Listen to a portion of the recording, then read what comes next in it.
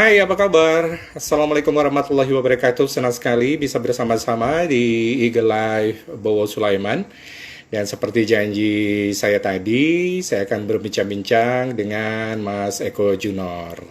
Mas Eko Junor ini adalah seorang trainer yang benar-benar apa ya dikenal di dunia televisi dan radio sudah banyak dari murid-murid atau mereka yang sudah berguru dengan Mas Eko Junor ini udah menjadi seorang apa ya seorang penyiar radio terkenal, kemudian menjadi presenter, menjadi news anchor dan masih banyak lagi.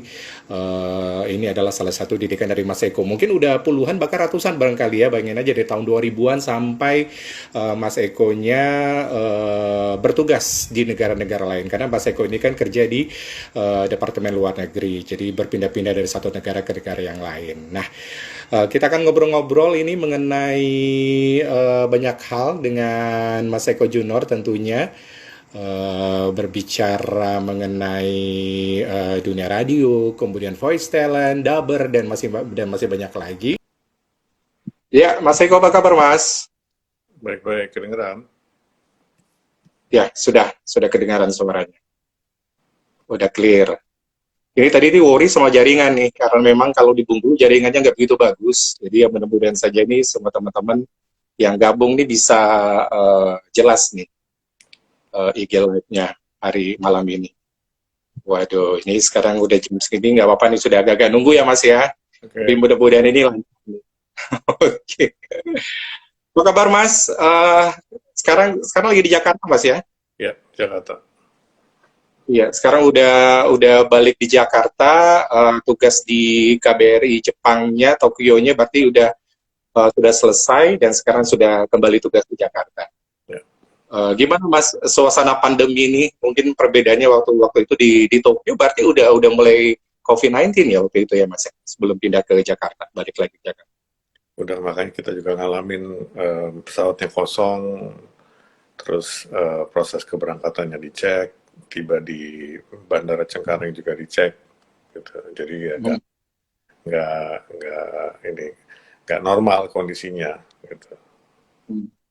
Iya, iya. Oke, sedikit informasi, Mas Eko ini adalah salah seorang guru saya di antara beberapa guru saya yang lain. Kalau zaman dulu itu saya pernah belajar sama Mas Temi, almarhum Temi Lesakura, Mas Ede Terbur, Mas Andi Mulyadi. Nah, Mas Eko juga ini termasuk ini adalah guru saya di dunia radio. Nah, mungkin banyak yang bertanya-tanya, ini sebenarnya Mas Eko ini menjadi seorang pengajar atau trainer untuk penyiar atau juga news anchor atau presenter itu sejak kapan, Mas? Bermulanya pasti dari penyiar radio ya, Mas ya. Mungkin bisa cerita dikit, Mas. Awal mulanya berkarir di dunia radio, mungkin banyak yang ingin tahu juga nih. Ya, jadi pertama kalinya sebenarnya di Radio Rase waktu pertama kali. Eh, Iya, iya. saya itu masuk Radio Rase di Bandung itu tahun 89. Zaman Mm-mm. dulu mungkin Bowo tahu bahwa zaman dulu tuh nggak lazim untuk ada pelatihan. Jadi Ya. dibilangin aja lu harus bisa kayak penyiar itu, ikutin penyiar itu, ikutin penyiar itu. Jadi bukan training dulu, tapi kita disuruh meniru, meniru aja gitu kan. Problemnya adalah setiap orang kan sebenarnya berbeda, gaya ngomong, gaya siarannya. Ada orang yang bakat siaran malam, ada orang yang lebih cocok siaran pagi, ada yang ini apa untuk request dan seterusnya. Akhirnya saya begitu angkatan selanjutnya saya bilang sama bos, bos saya mau dong ngajarin itu gitu kan. Emang lu bisa gitu kan. Nah kebetulan waktu SMA di SMA 70 saya juga bantu teman-teman bahasa Inggris. Waktu itu saya ketua English Clubnya. Jadi saya pikir kalau ilmu ngajarin itu kurang lebih sama gitu. Jadi saya bilang mudah-mudahan bisa gitu kan. Tapi lu nggak dibayar ya, ya nggak apa-apa gitu kan. Jadi jadilah saya ngembangin silabus dari awal berdasarkan pengalaman saya sendiri. Gitu, pengalaman saya sendiri. Terus akhirnya saya sampaikan waktu itu ada tiga, tiga atau empat penyiar. Salah satunya itu Arni Gusmiarni itu yang kemudian Hmm. jadi penyiar di Indosiar. Terus ada juga Kamil Wahyudi itu waktu itu dia juga akhirnya di Indosiar. Terus ada Tintin Mayangsari yang juga di RCTI, akhirnya dia kerja di bagian PR gitu kan. Jadi kurang lebih itu pengalaman pertama saya. Nah karena memang apa ya, dari SMA itu saya tuh suka merhatiin ini orang public speaking. Jadi kalau misalnya lagi Jumatan saya perhatiin kok Hmm. khotib, ada khotib yang rame, ada khotib yang kalem. Eh, saya pikir kalau yang rame pasti banyak pendengarnya, orang-orang pasti pada melek. Ternyata nggak juga gitu. Rumusnya tuh nggak, ternyata nggak semudah itu. It's complicated kalau kata anak zaman sekarang. Terus akhirnya saya pelajari apa yang membuat seorang public speaker, seorang khotib Jumatan yang gayanya kalem, tapi orang-orang apa telaten ngedengerin. Terus ada lagi yang rame, kalau kata orang Sunda rame tepuguh gitu kan, cuma rame doang tapi orang-orang pada ngantuk gitu. Jadi saya pikir pasti ada ilmunya, jadi saya jadi murid, jadi murid yang baik. Nah pas, karena emang saya juga dari SMP senang dengerin radio, waktu pindah ke Bandung saya jadi pendengar yang baik. Nah karena saya jadi pendengar yang baik, kayaknya saya tahu gitu kan apa yang dibutuhkan dari seorang penyiar yang bagus. Sampai dulu sebelum saya jadi penyiar radio, saya tukang nelponin minta diputerin lagu, dan saya selalu komentar gitu, itu penyiarnya kok telat sih kemarin gitu kan. Terus penyiarnya lagi ngantuk ya, kemarin kok kayak begini-begini gitu kan. Nah mungkin karena saya cerewet itu, saya memperhatikan gitu kan, saya komplain Hmm. kalau lagunya dipotong dan lain sebagainya. Akhirnya program director saat itu dia nawarin saya gitu kan. Jadi anyway itu tahun 89. Nah tahun 90-nya saya mulai ngajar karena saya pikir nggak bisa nih mau punya level siaran bagus tapi kompetensinya nggak ditunjukin, kamu harus punya kemampuan segini gitu. Nggak adil kalau bilang kamu punya kurang bagus padahal nggak pernah diajarin, kira-kira gitu. Ya, ya. Walaupun memang harus diakui tidak semua orang berbakat untuk menjadi seorang pengajar ya, Mas ya. Karena memang harus memiliki banyak sekali kompetensi tadi yang harus dipelajari dari pengalaman otodidak kah, belajar sama orang lain kah, lihat baca-baca buku dan masih banyak lagi. Nah, terus dari Bandung itu berapa lama, Mas? Sampai akhirnya Mas Eko tuh akhirnya hijrah ke Jakarta, kalau nggak salah ke Radio Female ya, kalau nggak salah.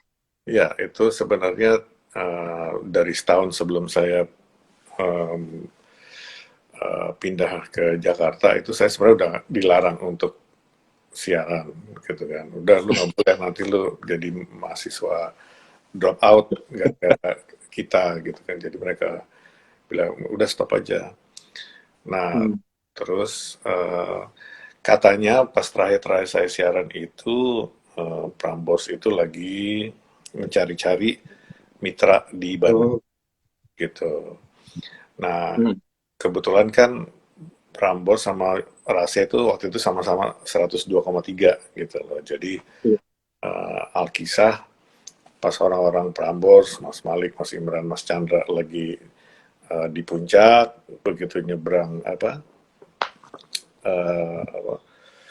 Rindu Alam, begitu berubah dari Hmm. Prambors ke Rase, konon waktu itu saya yang lagi siaran gitu kan. Jadi katanya orang-orang Prambors dengerin, terus mereka dengar, oh ini gitu kan, oh, ini namanya Eko. Nah terus akhirnya itu Rasim menjadi salah satu yang dipertimbangkan. Akhirnya Rasimnya mau Ya. sama gitu kan. Dan Rasim memang selama beberapa tahun sempat menjadi sister company-nya Prambors. Oh, iya. Setelah saya uh, wisuda, 3 hari setelah saya wisuda dapat telepon dari Prambors disuruh gabung gitu. Bukan Hmm. disuruh gabung sih, suruh datang gitu kan. Lu mau ini nggak kok gitu kan. Mau main gak sini, ya boleh gitu kan. Main sana, saya lihat gedungnya, wah keren banget nih gitu kan. Dan waktu itu tahun 93 Prambors lagi ya lagi kondang-kondangnya lah gitu kan, zamannya Iya. Arifin, masih ada Mutia Kasim, Ida Krisna juga lagi kondang-kondangnya gitu, Epri, ya gitu deh. Terus akhirnya saya ditawarin, tapi waktu itu dibilangin, tapi kan kamu udah ketuaan kok gitu kan, Prambors kan anak-anak Ya. muda, jadi kamu di bagian apa, R&D aja gitu, bagian lead bank lah istilahnya. Oke. Nah, terus di lead bank juga saya cocoknya karena apa? Karena saya cerewet kan gitu. Jadi Ya. em, dikirimin misalnya rekaman salah satu sister company-nya atau stasiun radio misalnya dari Bali atau dari Jogja kirim rekaman, terus ini penyiarnya gitu kan, saya ketik aja di komputer, saya komentarin gitu, ini kayaknya kurang ini, coba Ya. di ini. Jadi saya istilahnya saya ngajar long Hmm. distance, tapi bukan yang live tapi yang tertunda. Jadi saya dapat kaset rekamannya, saya dengerin, saya Hmm. pikirin gimana ya caranya ngebetulin nih orang ya gitu kan, tanpa ketemu. Jadi Hmm. ya itu nggak enak sih ngajar kayak gitu ya, kita nggak ketemu orangnya, kita nggak tahu problemnya dia apa. Karena saya selalu merasa kalau orang ada problem siaran itu pasti ada akarnya gitu. Misalnya dia nggak suka suasananya, atau dia tadi datangnya terlambat, atau dia nggak pede disuruh siaran jam segitu. Jadi selalu ada dasar-dasarnya gitu. Terus walaupun saya di situ bagian program, saya tetap bekerja sama Boy Gawok. Waktu itu dia bagian musik. Terus akhirnya Hmm. begitu Boy pindah, masuk Denny Sakri, tahu ya Denny Sakri yang kemudian di Oh, ya, Mel itu gitu. udah bisa Jadi kita ya sering duduk ngebahas gitu. Jadi apa? Itu kerjaan kerjaan saya, dan karena akhirnya ya. di seberangnya jalan Borobudur waktu itu ada M97, saya Seven. disuruh ngajar juga gitu kan. Ini ajarin ya kok itu apa penyiar-penyiar M97, mereka datang gitu kan, saya ngajar. Terus Delta FM juga akhirnya saya bantu ngajar gitu. Jadi yang selain saya diminta ngajar, misalnya Indika FM minta saya ngajar, jauh sebelum itu sebenarnya di dalam grup Prambors saya sudah diminta ngajar, antara lain itu kalau salah termasuk beberapa penyiar dari SPFM gitu, ikut Ya. di kelas. Jadi sejarahnya kira-kira gitulah. Ya, berarti pada masa itu Mas Eko nggak mendeklar sebagai seorang pengajar atau sebagai seorang yang bisa apa ya untuk penyiar-penyiar radio yang baru, tapi karena mungkin bos-bos waktu itu melihat kompetensi Mas Eko memang ternyata memang bisa untuk itu. Kalau seperti apa Mas Eko, dan itu kan akhirnya terus berkembang sampai sekarang, sampai akhirnya banyak perusahaan-perusahaan radio yang meminta Mas Eko untuk menjadi pengajar mereka. Ya, itu bagian dari kalau saya ngajar membekali orang, saya harus memberi motivasi juga. Ada Iya. yang namanya uh, things we want to be and things we're good at gitu kan. Jadi mungkin saya ingin menjadi arsitek gitu misalnya, Iya. tapi ternyata saya bagus di bidang mengajar gitu. Jadi kalau orang sudah, salah satu ciri khas orang yang sudah dewasa adalah dia tahu bahwa cita-cita dulu dia misalnya untuk menjadi pembalap mobil atau foto model, ya udah itu nggak tercapai. Tapi ternyata Tuhan kasih yang lain. Oh ternyata kamu bagus di bidang akunting atau apa main layangan lah atau apalah gitu kan, macam-macam gitu kan. Nah ternyata saya dikasih jalan yang terus menerus untuk mengajar gitu. Sebenarnya dasarnya itu mengajar juga karena saya kritis gitu kan, ekspektasinya tinggi. Iya. Jadi saya bisa ngelihat. Tapi selain itu juga khusus tentang public speaking dan broadcasting, karena saya kan orangnya introvert gitu. Berbagai masalahnya orang introvert itu akan kelihatan begitu dia jadi penyiar. Nah, sedangkan banyak juga orang-orang introvert yang tidak berani mendaftarkan diri jadi penyiar just because dia merasa dirinya introvert gitu. Sayang gitu. Padahal jadi penyiar itu nggak nggak cukup hanya ekstrovert doang gitu, nggak Iya. cukup hanya suaranya bagus, dia harus pengetahuannya bagus gitu kan, pergaulannya bagus, pergaulannya luas gitu. Jadi sayang kalau orang pengetahuannya luas, pergaulannya luas, tapi nggak mendaftar jadi calon penyiar just because dia orang introvert gitu kan. Jadi makanya dulu pas tahun 95 akhir Mutia panggil saya, kok ini gue mau bikin Hard Rock FM nih gitu kan. Terus saya bilang, lu tahu kan, gue kan orangnya pemalu dan pendiam, sedangkan radio yang lu mau bikin kan kayaknya heboh gitu. Iya, tapi kan lu kan bisa bikin eh, penyiar dari pemalu menjadi pede gitu. Jadi kuncinya gitu. Jadi dia pun ada pengertian gitu. Nggak bisa nyari penyiar hanya dari kalangan ekstrovert doang, nggak gitu. Harus Ya. pinter juga gitu. Oke. Nah, sebenarnya kalau saya ini sama Mas Eko memang nggak terlalu banyak ngobrol. Kalau ngobrol pun paling dulu waktu di Plaza Semanggi, milispenyiar.com. Waduh, ingat banget milispenyiar.com itu banyak banget yang pengen jadi penyiar, dan akhirnya mereka sudah menemukan jalan masing-masing. Seperti Riri, Arta Kusuma, akhirnya dari keinginan besarnya untuk menjadi penyiar, akhirnya sekarang udah menjadi penyiar terkenal gitu kan, dan juga Ruzi juga di Gen FM masih banyak lagi, dan ternyata memang semua itu memang kayaknya berpulang kepada diri masing-masing ya Mas Eko ya, walaupun ilmu sebanyak apapun kalau nggak bisa ngembangin diri, memperluas relasi, dan juga mencari radio yang cocok dengan mungkin karakter suara, itu mungkin sama juga bohong ya kalau sekarang gitu. Kalau Gimana tuh? di Bowo nyebutin Riri, Fitriata Kusuma, itu adalah contoh di mana dia sebenarnya punya modal gitu. Tapi karena dia merasa suaranya jelek, wajahnya jelek, macam deh gitu kan, jari kakinya jelek, ada aja dibikin-bikin aja, pokoknya saya bilang gitu. Apa itu dibikin alasan gitu kan.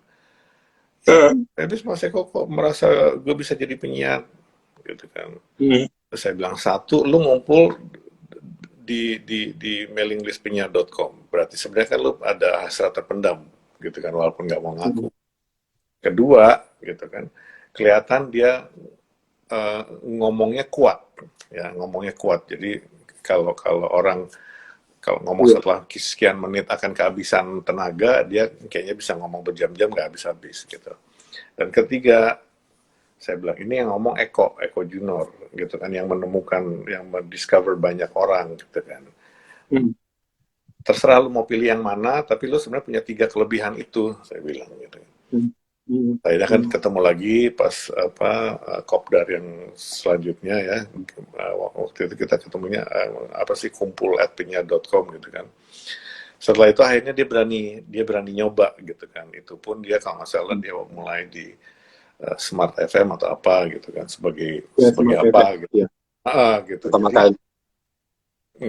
nggak otomatis menjadi penyiar gitu kan. Saya juga bilang, ya udah kalau nggak itu kecemplung aja dulu sebagai apa, kayak scriptwriter kayak apa gitu. Nggak semua orang bisa langsung kecemplung menjadi penyiar. Nah, itu kayak sejarahnya saya juga tiba-tiba ditelepon, kok lu mau nggak jadi penyiar, itu juga termasuk langka gitu kan. Tapi saya bisa mencapai itu juga karena saya pendengar yang baik. Saya nelfonin setiap hari, hampir setiap hari, minta kirimin lagu buat pacar saya waktu itu gitu kan. Tapi saya sudah terbukti saya adalah pengamat si radio itu. Jadi mereka juga undang juga nggak sembarang undang, dan karena saya sering nelfon, mereka juga bisa dengar sendiri. Oh, Eko punya modal suara. Nah, mungkin mereka pengen lihat, terus mereka pengen nyobain. Dan memang setahun pertama saya di radio itu emang sampai pernah dibilang penyiar kita yang paling jelek siarannya Eko, yang paling gak ada kemajuannya gitu. Gitu. Ya memang terpukul saat itu gitu kan, tapi ya sekarang saya tahu, oh saya lebih ke guru gitu. Penyiar itu ada yang mengarah ke manajemennya, ya misalnya Astim, Andi Mulyadi, itu kan lebih ke manajemennya. Kalau saya lebih ke trainingnya, lebih ke trainer, kayaknya kira-kira gitu. Jadi dari situ kalau khusus tentang bagaimana saya bangkit dari penyiar ranking bawah, waktu itu saya bilang sama si bos saya mau dong jadi siaran after midnight, malam-malam gitu kan. Akhirnya setelah saya siaran terus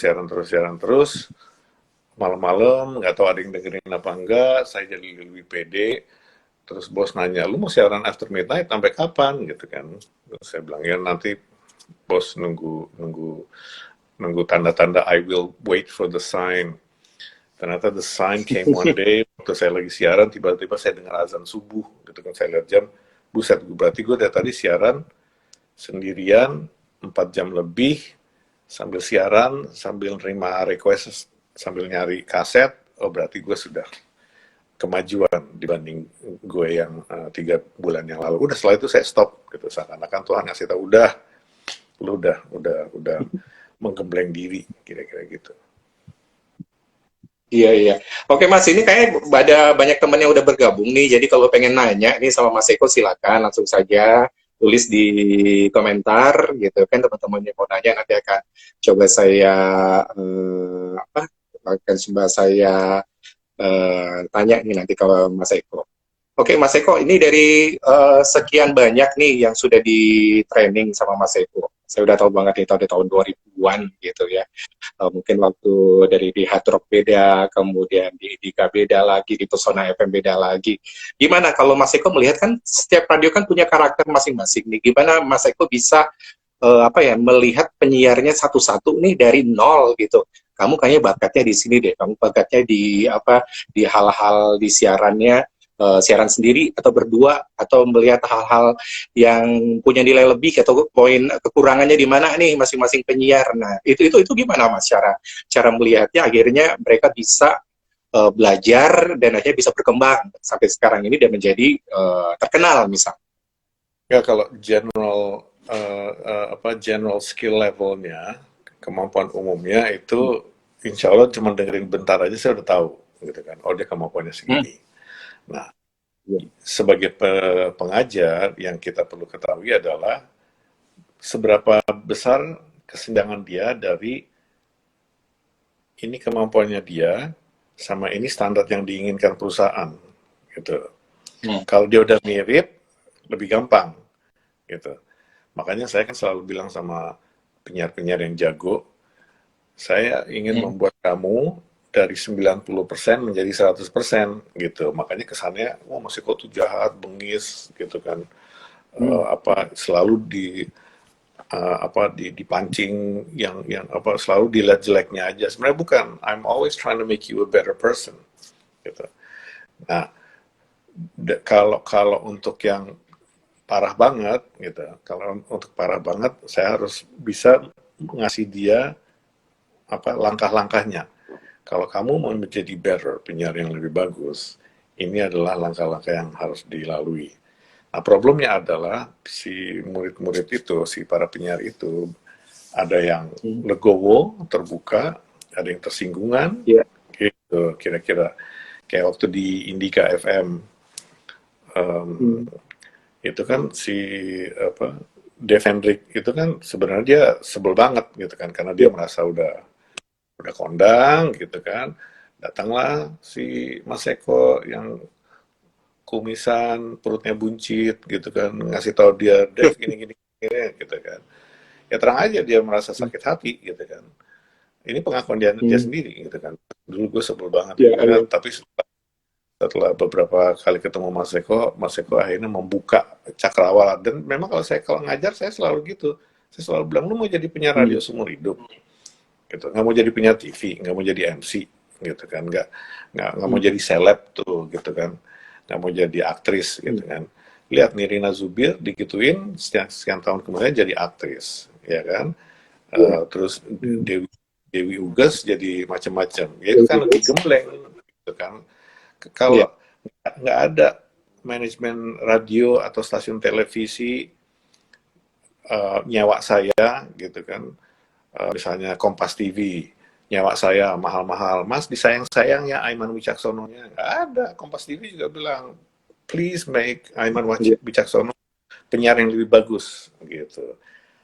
Nah dalam contoh misalnya Aiman kebetulan dia mau gitu dan dia haus gitu kan, gimana ya Mas, gimana cara gue bisa lebih bagus gitu.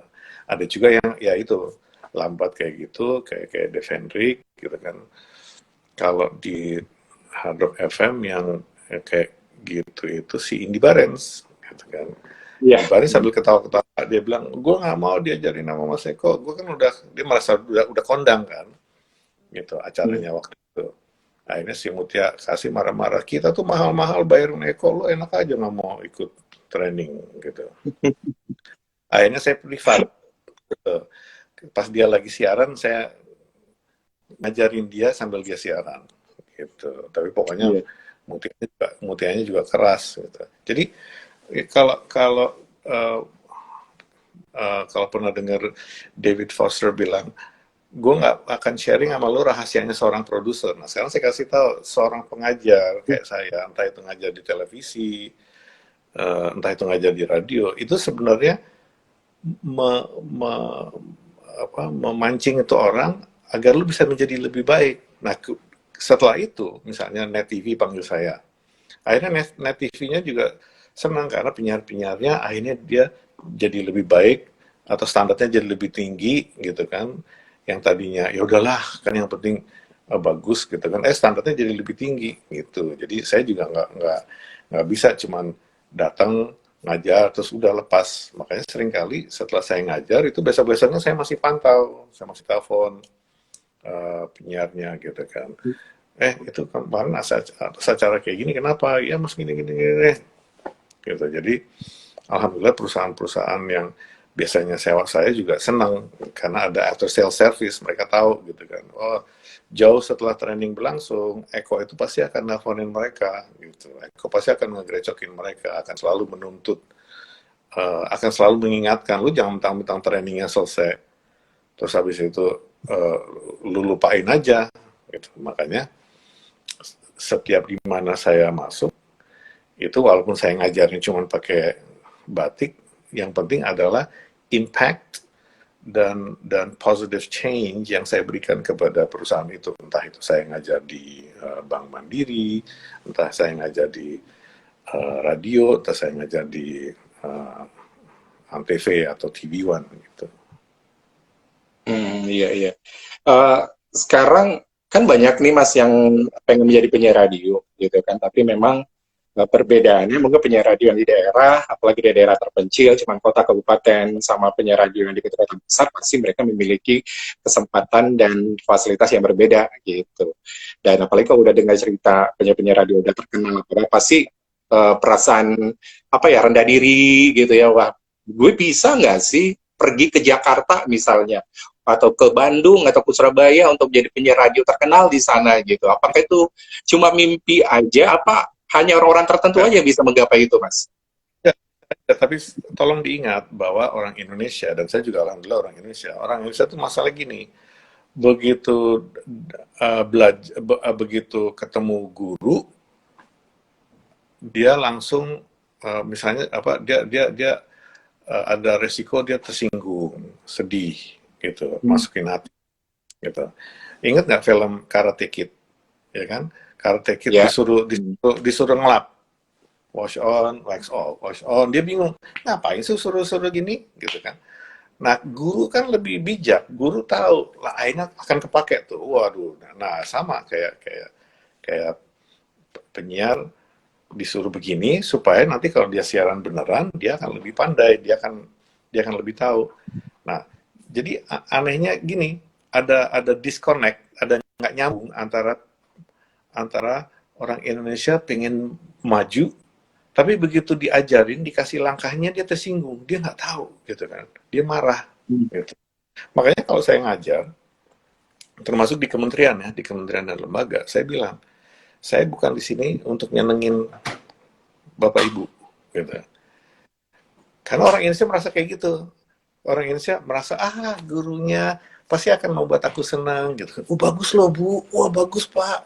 Enggak, itu adalah tugas fans lo. Your mom, your dad Hmm. itu nanti. Oh bagus Iya. siarannya. Tugas seorang guru itu untuk ngasih tahu, oke, sekarang kemampuan lo ada di 81. Ayo kita bikin jadi 85. Begitu sampai 85 bukannya dipuji, oke, lu udah sampai 85. Mari kita angkat 90. Nah, tanya sama orang-orang yang bayarin saya puluhan puluhan juta untuk Iya. meningkatkan kemampuan muridnya. dia dia ingin terus kok sampai 100 gitu. Jadi beban saya tuh kayak gitu. Coba kebayang nggak, Bowo Sulaiman dipanggil sama Net TV, kita mau dong ini gitu kan. Mungkin Bowo Sulaiman dibebani harus gini, akan ini targetnya begini, Bowo akan, aduh nggak jadi deh, gue ngajar di radio kecil aja deh di Ciamis gitu. Karena makin tinggi Iya, perusahaannya, makin besar iya, tuntutannya, kira-kira gitu. Gitu.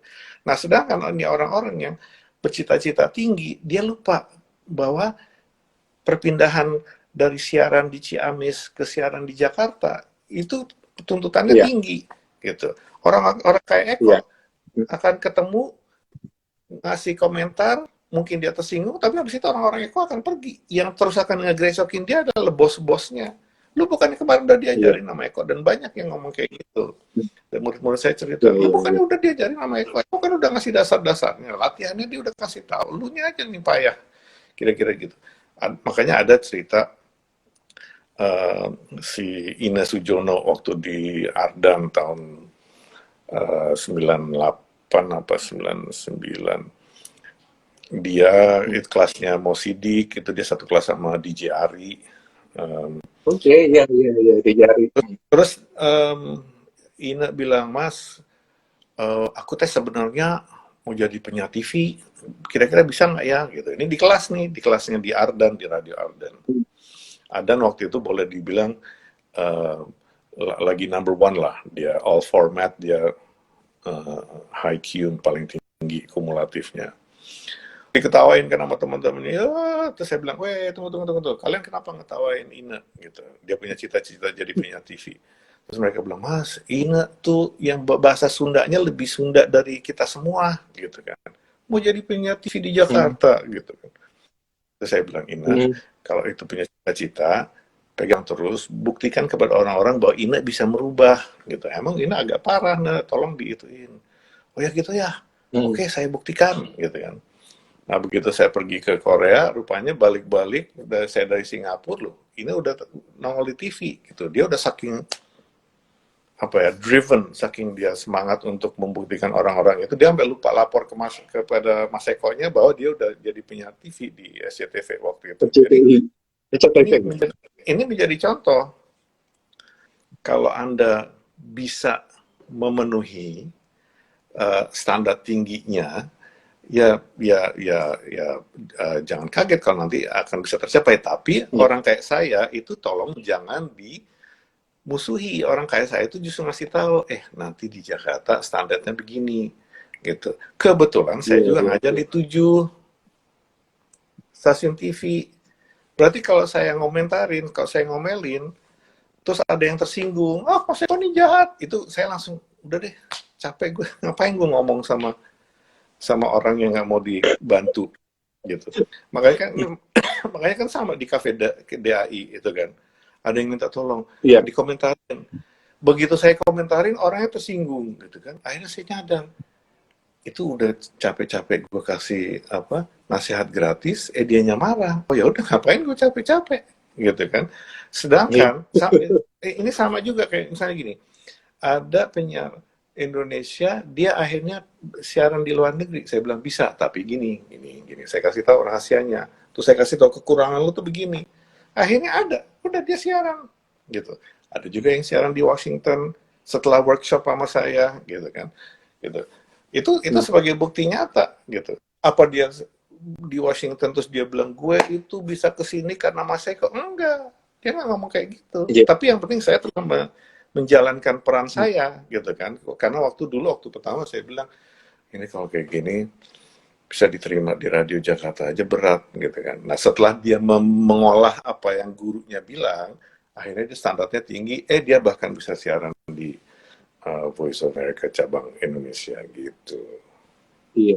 Berarti ini bisa dibilang ada cerita-cerita gue nih, Mas. Gue kan udah 3 kali tuh ngelamar Delta, nggak terima-keterima. Tapi gue pelajarin terus gimana sih caranya supaya jadi penyiar Delta, walaupun cuma part time aja no problem, karena kan Senin sampai Jumat kan udah ada penyiarnya kan, penyiar tetapnya udah ada gitu kan. Waktu itu ada Syahnas, Mbak Ida, semuanya. ternyata keterima di siaran weekendnya, dan itu sebuah, bagi gue sih itu sebuah achievement, karena suatu pencapaian yang apa, yang cukup tinggi, karena gue ngerasa untuk masuk BLT aja susah banget loh, tapi ternyata mereka bisa menerima, ya mungkin gitu kan, gue udah ngikutin standarnya mereka barangkali, walaupun akhirnya jadi produser, jadi marketing, semuanya diajarin kayak gitu. Nah berarti pola pikir kita harus diubah juga ya, ketika kita pengen pindah ke satu daerah gitu kan, dan kita pengen masuk ke radio tertentu, otomatis kita harus mengikuti ritme radio tersebut seperti apa, terus pola kerjanya seperti apa, gaya bersiaran penyiarnya Ya, seperti apa, walaupun mungkin awalnya kita harus copycat dulu, biasanya ngikutin, walaupun nanti kita ketemu sendiri gayanya seperti apa. Itu gimana tuh Mas? ya itu juga sama orang yang dari kota besar dia mau pindah ke Malang atau pindah ke Padang gitu ya, dia harus menyesuaikan juga semua itu dibantu sama orang lain yang lebih tahu gitu. Nah Iya, kelebihannya saya adalah misalnya kalau orang bilang Mas, gue mau siaran di Trans TV dong. Kebetulan saya ngajar di Trans iya, TV. Gitu kan. Mas saya mau dong ngajar di TV One, kebetulan saya ngajar di TV. Jadi kalau sampai saya ngomong itu bukan sekedar untuk bikin lo tersinggung, enggak, untuk ngasih tahu ini loh caranya. iya. Makanya kalau saya ngajar, misalnya saya ngajar stasiun TV, lo kalau mau apa, kalau mau interview pejabat pemerintah itu begini, gitu. Nah, Hmm. di lain pihak saya juga ngajarin pejabat pemerintah di kementerian dan lembaga. Bapak Ibu Hmm. kalau di wawancara sama media ngomongnya begini, jadi lucu. Saya main dua, gitu kan. Saya ngajarin, gitu. Tapi mudah-mudahan Iya. dengan demikian para wartawan akan nanyanya lebih bermutu. Kemudian para pejabat publik yang para jubir kementerian dan lembaga itu juga menjawabnya juga lebih bermutu, gitu. Baru berapa tahun yang lalu, kalau nggak salah saya pernah taruh posting di Facebook saya, ada penyiar sebuah TV yang nggak perlu disebutkan namanya, Hmm. dia tiba-tiba ke lapangan, dia bilang, Bu, em, gimana Bu tentang kenaikan harga BBM? Terus ibu yang di pasar, ya, Hmm. gimana Bu? Ibu terganggu dengan itu, kenaikan harga BBM? Iya.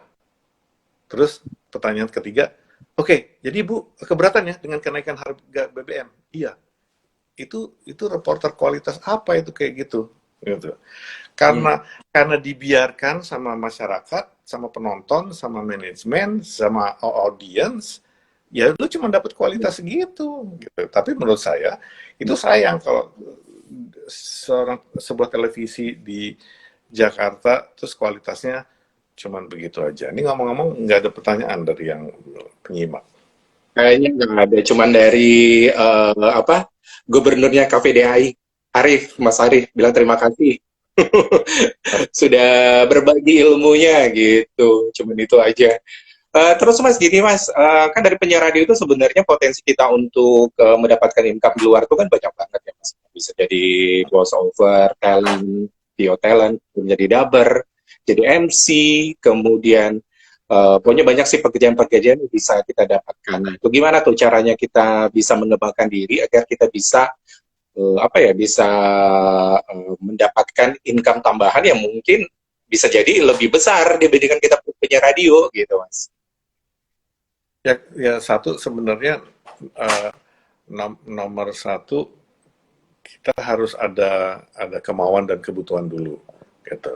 Saya selalu bilang gitu karena banyak misalnya nih penyiar radio yang sudah kaya raya gitu kan, dia datang ke itu pakai Honda Civic terbaru, ya dia nggak akan meluas ke yang lain karena dia gaji dan honor siaran aja tuh dia udah basa-basi gitu kan.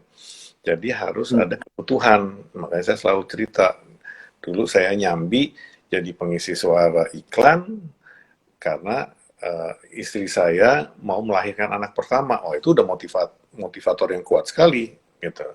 Jadi saya Hmm. menjajakan. Nah, yang satu hal yang perlu diketahui adalah kita mau masuk ke dunia apa, misalnya nih ngisi suara ya. Oke, apa yang dicari sama apa yang dituntut dari seorang pengisi suara. Sama kayak misalnya kita mau masuk jadi MC, oke, apa yang dituntut dari MC? Nah, setelah itu, langkah keduanya adalah gimana caranya nunjukkan kepada mereka bahwa kita qualified. Misalnya kalau jadi pengisi suara, ya kasihlah Hmm. rekamannya, ya bikinlah sampel. Kalau dulu pakai kaset, sekarang pakai CD atau di YouTube Ya. gitu kan. Mbak, ini ada link ke YouTube saya ya, tolong ditonton. Nah, dari situ bisa lihat. Atau oh belum belum ini belum pernah dengar saya. Ini ada YouTube saya lagi nge-MC waktu itu pas Hmm. pernikahan. Gitu. Padahal itu pernikahan saudaranya sendiri. Gitu. Semua itu mulai dari bawah. Itu yang orang suka bingung gitu kan. Aduh, kok gue nggak pernah dipanggil di Hotel Mulia ya untuk MC. Nah, kalau lu di Hmm. RT 09 aja nggak pernah dipanggil, gimana mau di Hotel Mulia? Ya. Gitu. Kita semua tuh Hmm. mulai dari bawah dulu. Nah, itu yang kadang-kadang milenial itu nggak sabar. Dia mau langsung jadi kondang, langsung jadi hebat, mau langsung jadi honor yang Hmm. 10 juta sekali MC gitu.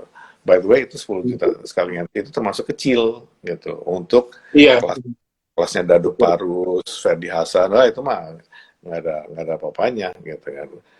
Nah, Hmm. dari situlah setelah udah tahu baru tanya kiri kanan, gimana caranya gue jadi voice over talent yang baik, gimana caranya sih gue jadi MC yang baik.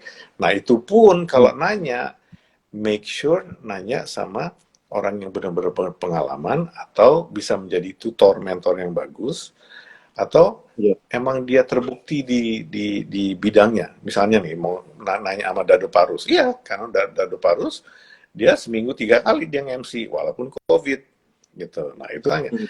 Nah kalau sudah nanya sama Dado Parus, terus Dado Parus yang ngomong kekurangan lo ini, jangan malah Ya. tersinggung gitu kan. Terang aja Dado, ya Mas yang lu rekomen gue bantu, sialan banget udah gue kasih nasihat, ini dia malah marah-marah balik ke gue. Gitu.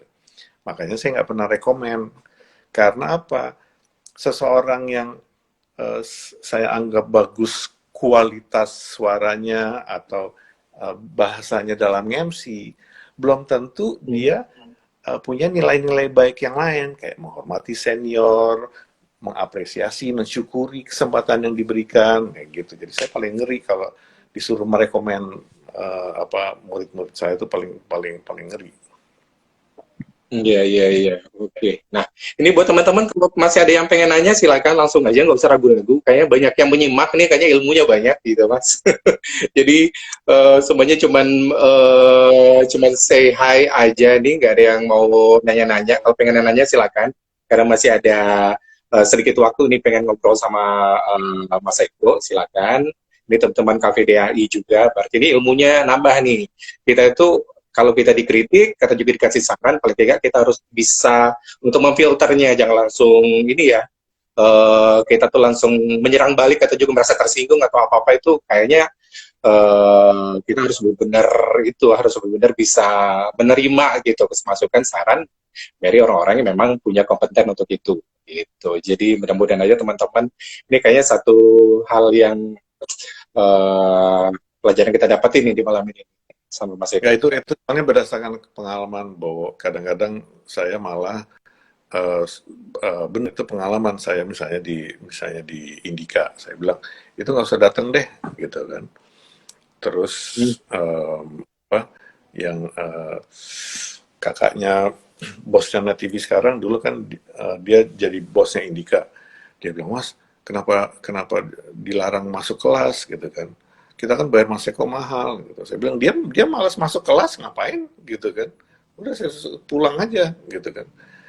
Dan pasti murid-murid saya pernah dengar Eko bilang, gue mendingan 3 orang murid tapi tiga-tiganya semangat daripada 30 peserta tapi pada ngantuk, pada malas, pada di depan gadget. Aduh benar ya. Saya menghargai orang yang mau belajar. Apalagi kalau orang itu menghargai saya ngasih masukan, ngasih saran, ngasih tips, ngasih triks gitu. Itu kerjasama yang bagus.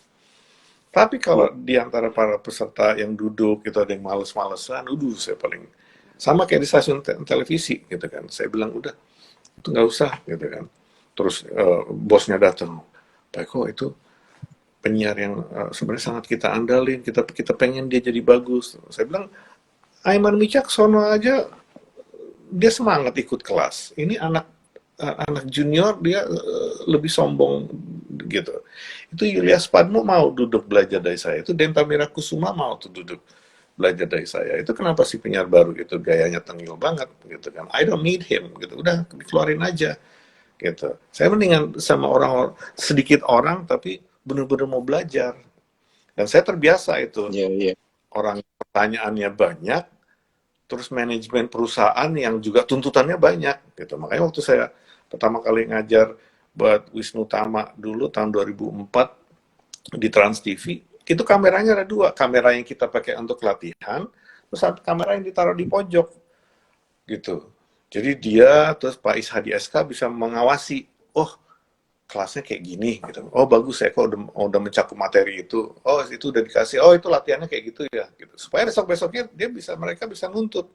Kalian kok siarannya masih nggak becus kan itu udah diajarin gitu. Jadi sampai diawasi. Waktu saya senang diawasi gitu. Sampai Iya. sama radio-radio di Jakarta gitu. Apa Hard Rock FM, Mutia Kasim datang dia nongkrongin gitu kan. Terus apa Pesona FM, ownernya ikut duduk. Saya mah senang aja gitu kan. Semakin ownernya atau bosnya mengawasi saya, niscaya si pesertanya, si murid kelasnya, trainingnya juga akan makin serius gitu. Jadi manfaatnya sebenarnya bukan buat saya pribadi, buat perusahaan itu. Dia akan lebih bagus karena semua involved. Ownernya involved, terus pesertanya, muridnya juga dia menyimak dengan serius dan dia tahu bahwa perusahaan udah ngeluarin investasi untuk agar kita lebih baik dan produk siaran kita lebih bagus gitu. Jadi semuanya involved itu jauh lebih baik daripada saya cuma cerewet ngomong gitu aja. Iya, makanya dulu tuh kalau training sama Mas Eko, gue tuh inget banget kalau gue tuh termasuk ketar-ketir kalau ditanya ini itu, kalau bilang itu kurang, itu kurang, itu kurang. Aduh, apalagi nih ya, apalagi nih ya, dan itu bener-bener kayaknya banyak juga ya kan yang merasakan hal-hal seperti itu dan sekarang udah 5 tahun, 10 tahun, 20 tahun kemudian baru merasakan oh iya benar ternyata memang lebih bagus memiliki guru yang seperti itu daripada kita cepat puas dengan apa yang kita miliki kayak gitu. Nah, melihat perbedaan ini Mas Eko dari penyiar radio sekarang sama zaman dulu kayaknya beda banget ya. Sekarang ini lebih Mas Eko melihat lebih ke arah mana nih perbedaan antara penyiar radio generasi zaman sekarang dengan penyiar radio zaman dulu, Mas? Ya sekarang kan karena semuanya serba singkat, semuanya serba ringkas, terus ada pilihan podcast, maka penyiar radio itu sekarang ngomong kalau menurut saya ya asal-asalan. Kalau dulu kan ada seninya gitu ya. Iya. Inilah 100,2 female radio. Kalau kamu mau minta lagu, tahu kan nomornya, kita tunggu ya gitu. Jadi ada apresiasi terhadap yang ngedengerin. Jadi yang ngedengerin juga ngerasa aduh enak nih dengerinnya gitu. Sama kayak saya dulu waktu jadi pendengar radio, itu aduh enak ya dengerin si itu siaran. Nah, itu standar yang kayak gitu yang sekarang udah nggak ada lagi. Dia asal ngomong aja gitu. Emang nggak semua orang punya golden voice, tapi kan paling nggak kita bisa usaha gitu kan. Iya. One of the best songs from Michael Jackson from 1987. Nah, gitu kan, itu kan membuat orang, aduh, gitu kan. Jadi seakan-akan dia dengerin sebuah show. Nah, itu yang udah nggak ada lagi sekarang. Keinginan, hasrat untuk membuat siaran itu enak didengar. Nah, itu entah hilang kemana, itu saya nggak tahu.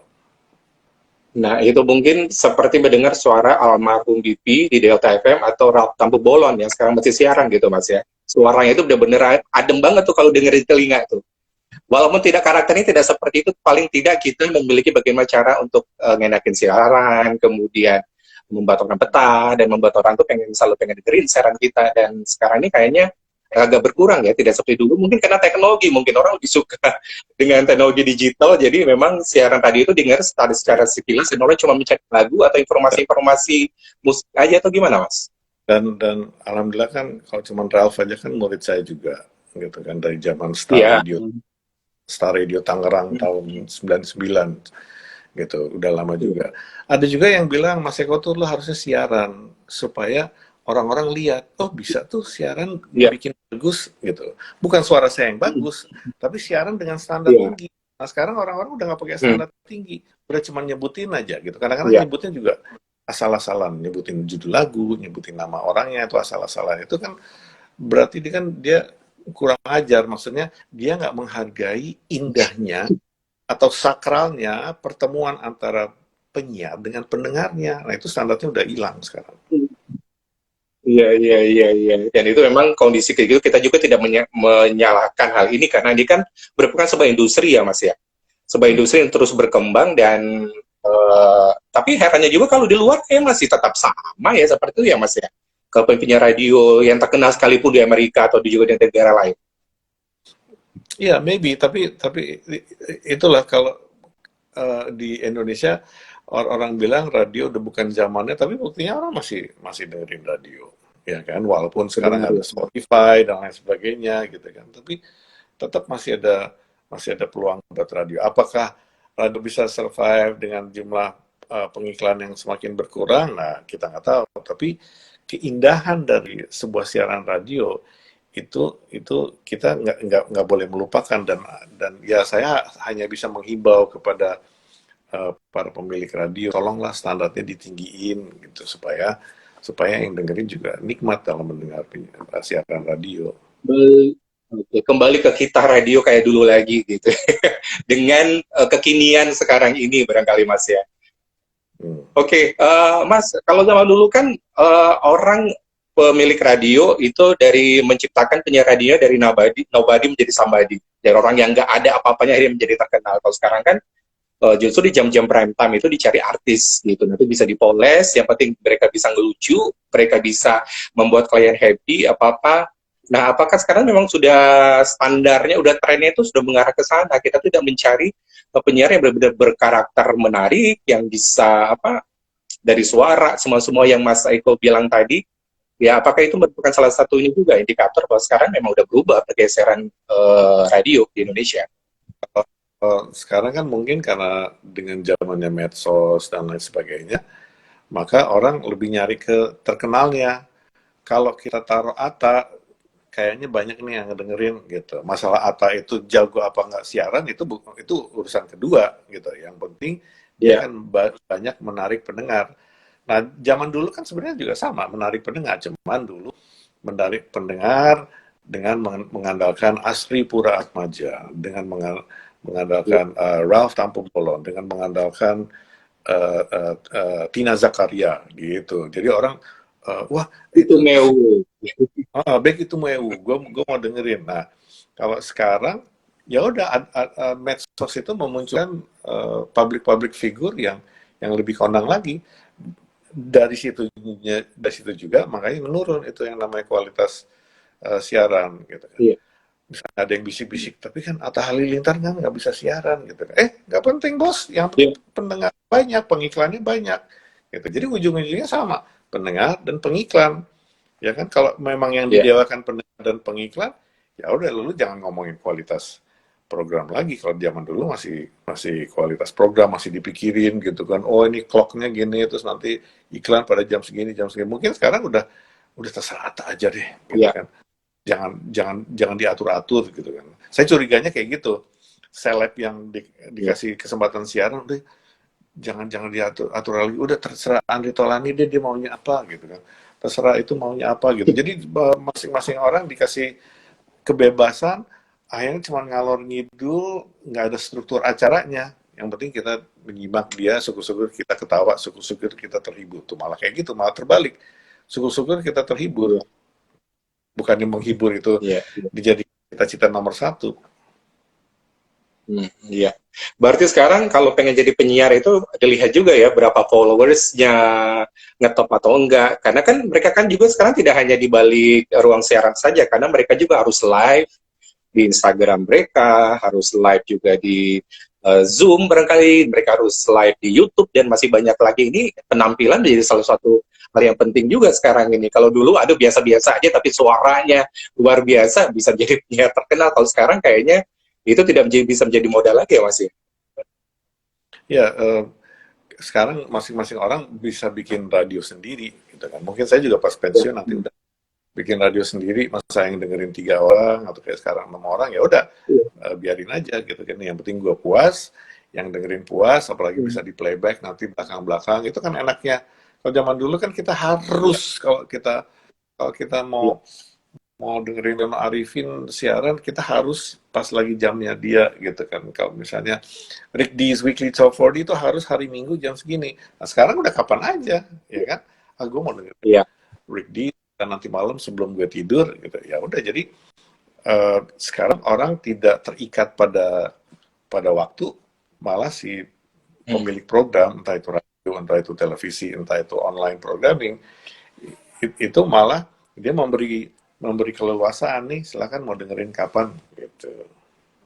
Iya, iya. Mas, kepuasan apa sih Mas yang dimiliki Mas sebagai pengajar setelah melihat mereka yang dulu di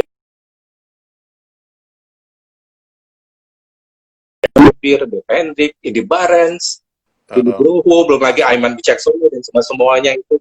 mas Hmm. tahu nggak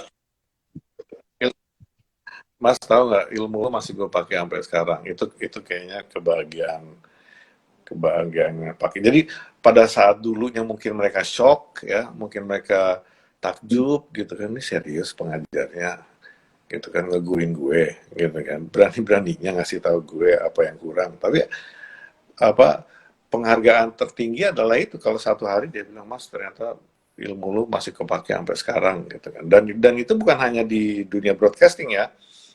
Iya. Orang, kalau saya ngajar di bank, ada perusahaan PR, saya ngajar di Johnson Johnson gitu kan, itu juga setelah itu gitu kan, malah PT Sinarmas saja pernah pakai saya untuk ngajar gitu. Jadi Hmm. untuk mendengar orang di kemudian hari bilang, dulu ilmunya Pak Eko saya nggak ngerti, tapi akhirnya sekarang saya kepake terus. Terima kasih Pak Eko. Nah itu kepuasannya sebenarnya di situ. Walaupun seperti saya bilang, mereka nggak acknowledge, kadang-kadang mereka nggak bilang terima kasih, gitu kan. Tapi bahwa akhirnya mereka ngomong aja, walaupun dia ngomongin ke orang lain, gitu. Kayak waktu Iya. itu Feni Rose bilang ke sama Panji Pragi, gitu kan, Mas Eko yang membukakan pintu buat gue, gitu kan. Ya udah, itu aja udah terima kasih. Nah untungnya orang juga ngedengerin gitu. Atau para alumni-alumni saya seringkali mereka sendiri menjadi bos. Dulu tahun 90 91 mereka masih menjadi anak bawang. Hmm. 29 tahun kemudian mereka jadi bos, mereka manggil saya, Mas, training dong untuk ini yang baru-baru. Nah, kira-kira kepuasannya di situ. Jadi turun temurun, kualitas pengajaran yang dulu masih dianggap cocok dan relevan untuk saat ini. Iya, iya, iya. Berarti sampai kapanpun ilmunya itu bisa kepake, kalau bisa harus ada penerusnya aja nih, jangan cuma Mas Eko, tapi ada juga nanti trainer-trainer yang lain nih di dunia radio dan televisi, gitu ya Mas ya. Oke, Mas Eko ini kayaknya sudah mau 1 jam. Kayaknya IG Live ini cuma hanya untuk 1 jam saja. Kalau udah lebih kayak itu nanti akan mati. Jadi Mas Eko, terima kasih udah banyak banget nih sharing mengenai ilmu dan masih banyak lagi. Tapi yang saya tangkap nih secara keseluruhan, kalau pengen sukses di dunia radio televisi atau juga menjadi first talent ataupun juga menjadi dubber, itu adalah kemampuan kita untuk menerima kritikan, masukan, saran, open minded gitu ya. Dan jangan berpuas diri gitu Mas ya, apabila kita sudah mencapai satu titik, padahal masih ada level yang tertinggi lagi yang harus kita capai gitu ya. Dan memang harus banyak-banyak belajar ya Mas ya, dengan siapapun, dengan orang-orang yang kita rasakan cocok dengan ilmu yang pengen kita cari. Dan jangan berkecil hati kalau kita orang daerah, misalnya dari Padang kah, dari Bengkulu kah, dari mana, kalau pengen bisa berkarir ke kota besar, ya mengapa nggak dikejar mimpi itu gitu ya. Tapi ya itu harus tahu diri juga, kemampuannya batas mana, harus terus mencari ilmunya sampai dapat gitu. Nah, mungkin yang terakhir ada yang pengen disampaikan Mas Eko? Uh, Hati-hati aja sama orang-orang yang ngakunya ngajar, tapi akhirnya cuma nyeneng-nyenengin, cuma nyedot uang lu doang. Ya. Lo kasih gue uang, gue kasih lo pelajaran. Tapi pelajarannya sebenarnya bukan pelajaran, cuma nyenengin aja. Oh, lu hebat, hebat, hebat. Itu bukan guru Iya, iya, menurut iya. saya. Itu dia cuma nyedot uang lo aja. Dan di Jakarta Bandung aja banyak orang yang cuma 3 bulan training di Radio OS, terus dia menjajakan diri. Gue pernah di Radio OS loh, gitu. Padahal begitu ditelusuri dia nggak pernah siaran di Radio OS, dia cuma training doang. Nah kayak gitu. Jadi kalau ketemu orang Iya, kayak iya. saya, walaupun kesannya jahat dan lain sebagainya, alhamdulillah saya sudah dipercaya ngajar di 7 stasiun televisi, di 36 stasiun radio, di berbagai perusahaan gitu. Jadi apa ya?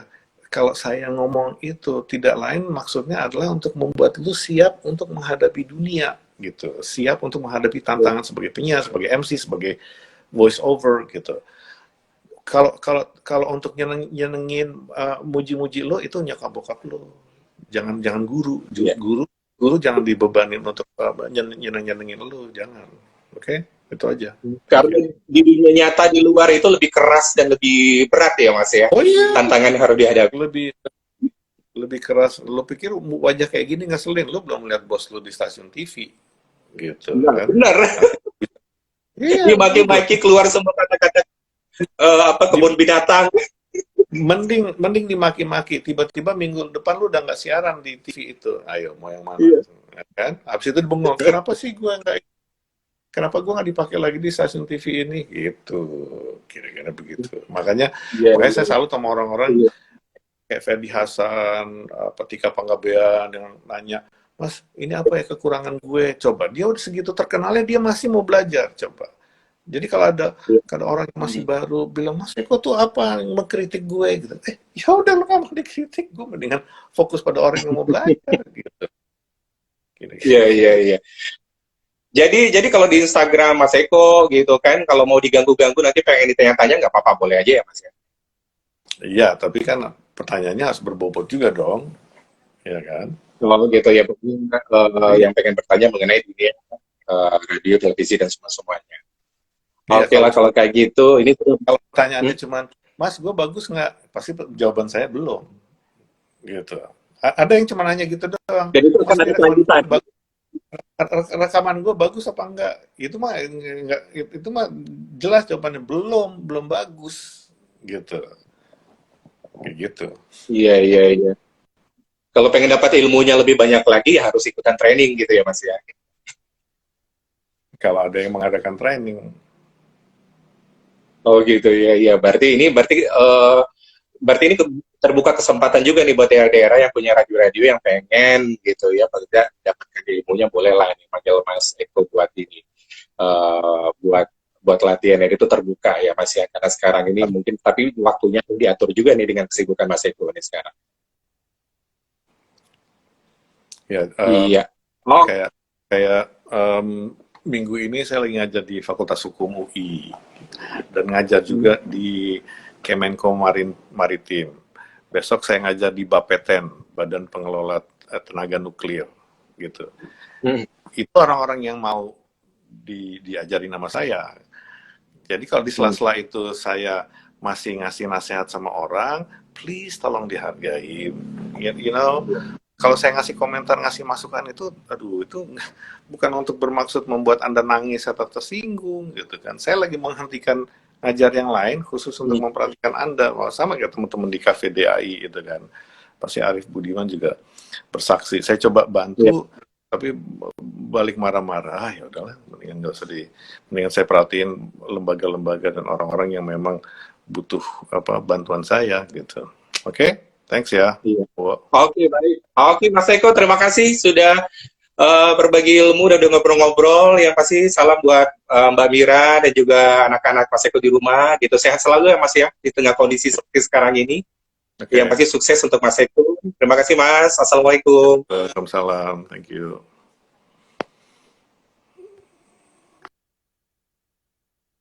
Iya, itulah tadi ngobrol-ngobrol dengan Mas Eko Junior, banyak sekali ilmu yang bisa didapatkan. Sebenarnya sih kalau gue sih sebenarnya masih agak-agak minder nih kalau ngomong sama Mas Eko. Nggak tahu lah kalau dari dulu kayak gitu, walaupun dulunya sering ketemu waktu di milispenyiar.com dulu, kita tuh ada agenda sebulan sekali, paling tidak itu di Pelada Semanggi, ingat banget. Dan ya walaupun berasa udah dulu jadi penyiar radio, tapi tetap aja ilmunya kurang dan banyak sekali kritikan-kritikan dari seorang Mas Eko Junior, dan itu sangat bermanfaat sekali sampai sekarang ini. Jadi ya mudah-mudahan ada ada pencerahan buat kita semua gitu ya, masukan bahwa sebenarnya yang namanya belajar itu ya kapanpun dan dimanapun, dan Jangan pernah kita merasa sudah pintar atau juga merasa yang sudah paling selagi kita menerima masukan, kritikan atau saran dari orang lain yang pengen membuat kita lebih maju lagi, kita harus menerima itu sebagai satu masukan untuk bahan pembelajaran supaya kita bisa menjadi lebih baik lagi. Nggak mudah sih sebenarnya, apalagi kalau orang tersebut to the point ngomongin kamu jelek, harus belajar, harus bla bla bla bla bla, pasti kita udah langsung shock gitu ya. Dan itu memang tidak mudah, tapi bagaimanapun juga ya open mind itu tuh penting banget kalau kita pengen belajar sesuatu, termasuk juga pengen jadi penyiar, pengen jadi person for talent, pengen jadi dubber, dan masih banyak lagi. Mohon maaf ya apabila ada salah-salah kata dan informasi yang sampaikan di kesempatan malam hari ini. Terima kasih buat teman-teman semua, semoga ilmunya bermanfaat. Ya, selamat malam, selamat beristirahat. Assalamualaikum warahmatullahi wabarakatuh semuanya.